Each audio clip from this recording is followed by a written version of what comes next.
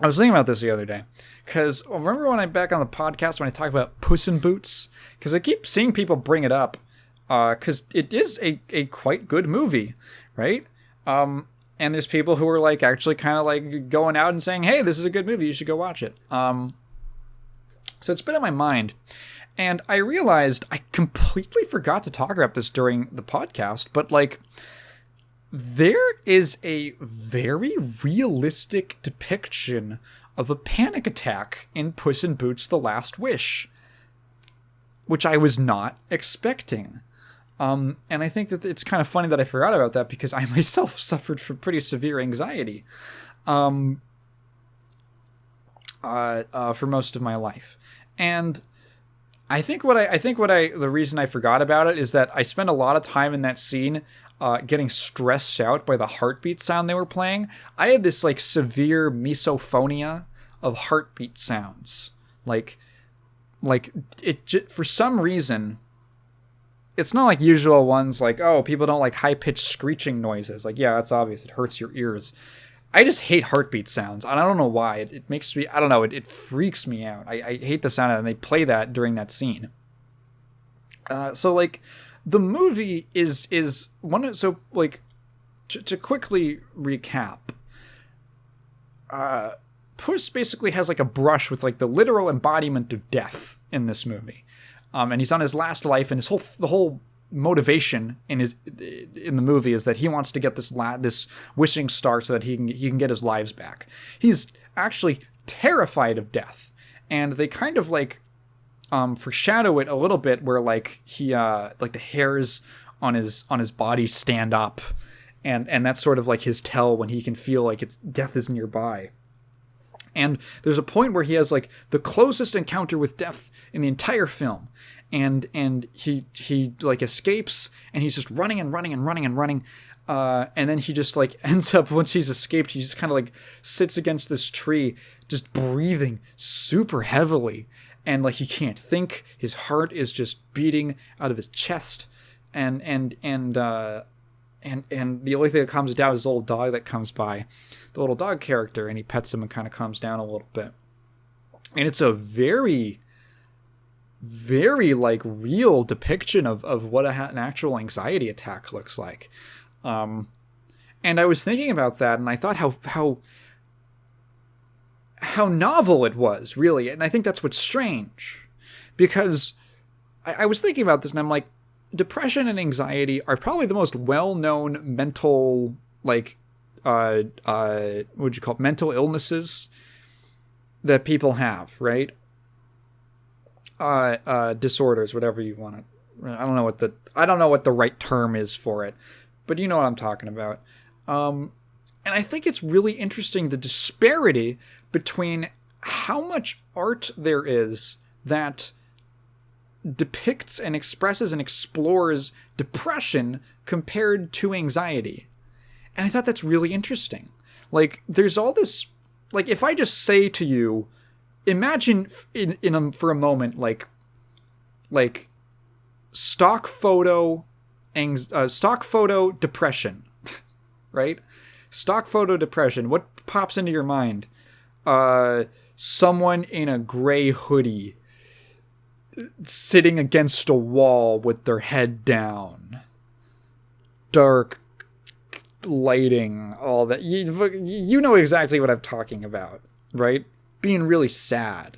We have this like really clear image in our society, in our culture, of what depression looks like. But weirdly enough, despite the fact that a lot of people suffer from anxiety, we don't have nearly as good of an idea of what that looks like. And I think there's a couple reasons for that.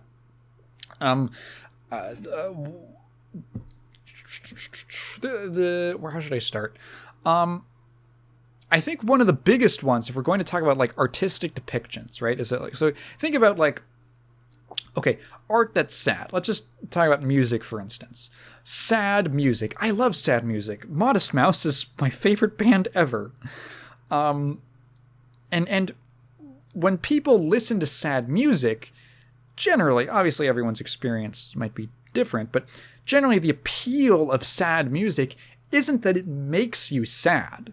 It's that it expresses things that you're feeling. It expresses your sadness. It's actually cathartic. A lot of people, myself included, will listen to sad music when we're feeling sad and depressed, or we're going through a hard time, and it makes us, it helps us kind of process our emotions better. In a funny way, listening to depressing music can actually like make you feel better, right? It can bring you back into, maybe not happy, but more of like a balanced state. Excuse me, emotionally. Whereas on the flip side, art that expresses and explores anxiety just makes you feel more anxious. Like, it's like the opposite of what you would want. Usually, I feel like if you feel anxious, you need something distracting or soothing, like the opposite emotions, rather than like leaning into it. Leaning into it's scary. And so like it's a lot harder to make art, I think, that expresses it in a way that's actually helpful and cathartic to people who experience anxiety. Like I went until I was like 18, 19 without even realizing that I've had anxiety my whole life. And then I've been having panic attacks since I was like 4 years old. I didn't even realize that because I literally didn't know what it looked like. I know what like depression looks like, and I knew that even when I was sad and I felt depressed in like, it was in an acute way, right? I didn't have anything really long-term like deep set like that. I doubt I would be dying. I was too happy most of the time, honestly. I genuinely did not feel, I don't think I was ever depressed in like a chronic way, but I did have some real anxiety issues. I never knew that it was weird to like go through that. Or not weird, but I never knew that it was like out of the ordinary, that maybe there was something wrong. And I wonder, like, if I had more accurate depictions of what it looks like, maybe I would have realized it sooner. Like, oh wait, wait, what? Is that not? Everyone doesn't feel like that?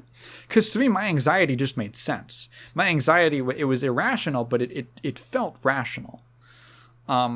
Which is what makes it made it really hard to recognize and kind of start trying to like fix, was that it seems rational and it seems normal to me at least. It seemed normal, and like, oh yeah, this just makes sense. People just don't talk about it for whatever reason. But no, it's not good. There's like other reasons that I think we see more instances of like depression, and they're a little more cynical, I think, which is that, like, for instance, it's a lot easier to tell stories with like depression as a point, as like an element in it. Like it's easy. I feel like it's easier to depict someone as being depressed than it is anxious. Like, so it's even if it's not entirely accurate, it's easier to like communicate that to an audience. So someone's depressed, they're sad all the time, they're glum, they can't get out of bed, they're depressed. It's obvious, right? It's easy. When I was experiencing anxiety is like, for me at least, it wasn't like an all the time thing. It was, you spend most of the day trying like really desperately to stave off intrusive thoughts that are going to trigger an anxiety attack. And you just kind of try to distract yourself with other things, hoping that day you won't have an attack. It's not not obvious. That's what it looks like. Also, onto that point, depression has a very clear climactic event, which is the obvious thing that you're thinking of, that I don't know if it's in good taste for me to say. when you try to it very clear, which is funny because from what I understand, that's really not like in fiction that'll be presented many times as like a climax, but for most people that actually ends up being like, assuming they hopefully survive. I hope they survive. Ends up being the middle of their journey. Their attempt ends up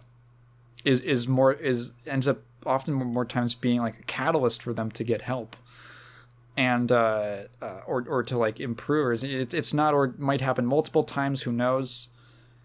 It's not really accurate to depict it as like, this is the end, and now that we stopped you, you're good now. It's like, but it's easy to depict it like that, right? It's really dramatic because someone's literally going to die.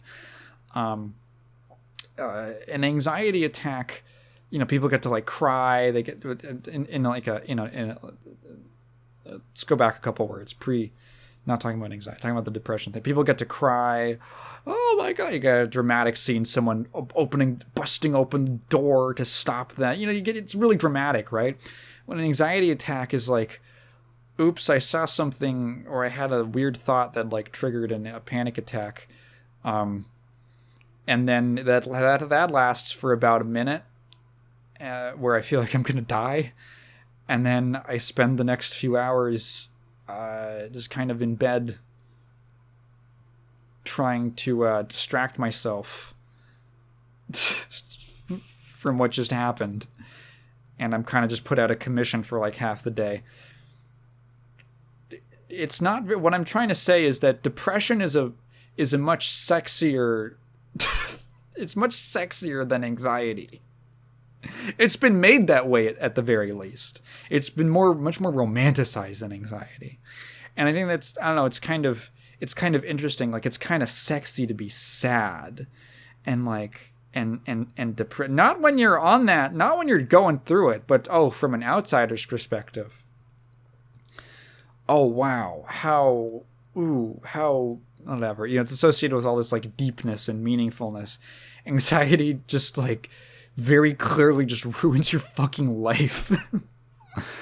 I hope that I'm not coming across as like I'm minimizing people with depression. This is more so like the way it's depicted that I think is also in itself a problem, right? That there's depictions of depression that are overly romanticized and kind of put sort of wrong or misleading ideas into people's minds about how it works and things like that.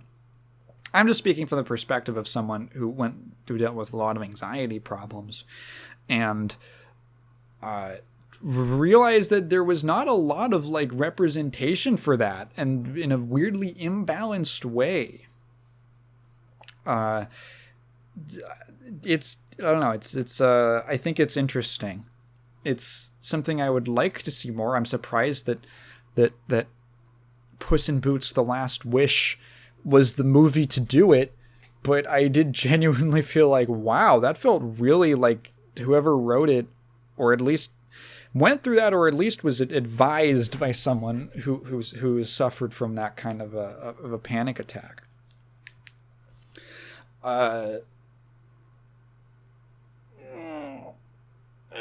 Yeah. Ooh, a lot of muscles I haven't stretched.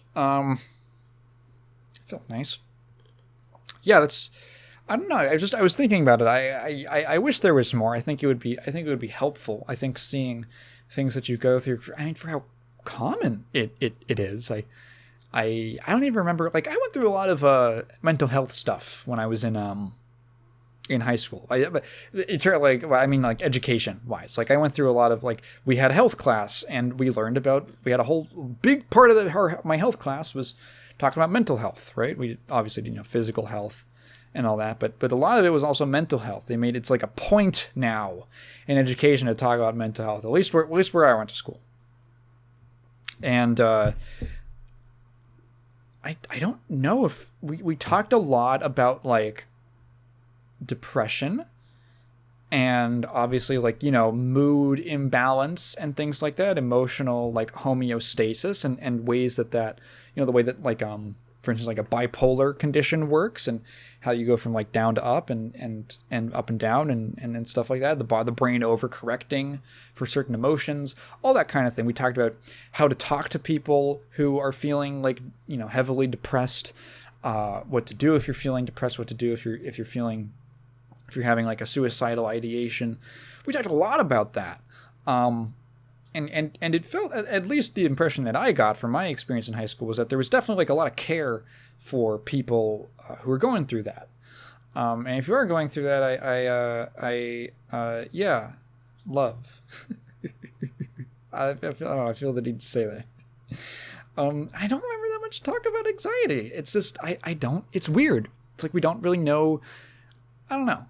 I think it would be nice to like have a little more awareness for that. Maybe I'll be the guy. Maybe I'll be Mr. Anxiety. And I'll be the one to talk about it. The guy who was never actually diagnosed with an anxiety disorder. Yeah, that's right. I was never diagnosed, but I don't really feel like talking about it right now because it's like a whole big story. But I think you would have a hard time saying that I did not have some form of anxiety. With the way that I felt what was happening in my life. I don't know what I would get. I went to therapy and hey, it fixed it. Yeah. So, not a lot more to say about that. It's kind of it. I wish there was more representation, more visibility, I guess. Yeah. It's also, I guess that's the other thing, is it's hard to kind of rally, like, there's always a big mental health rally whenever someone obviously, takes their own life. There's a big mental health rally. And it's hard to, like, get, like, a big unifying thing like that for anxiety. You don't usually, unless you have, like, a full-on heart attack, which I don't know how common that is, but like, it's not as clear-cut, right? Especially if you're a young person, I imagine it would be pretty hard to actually be in the position where your body was vulnerable to having an actual heart attack from a panic attack. Yeah. Anyway, just think about that this week.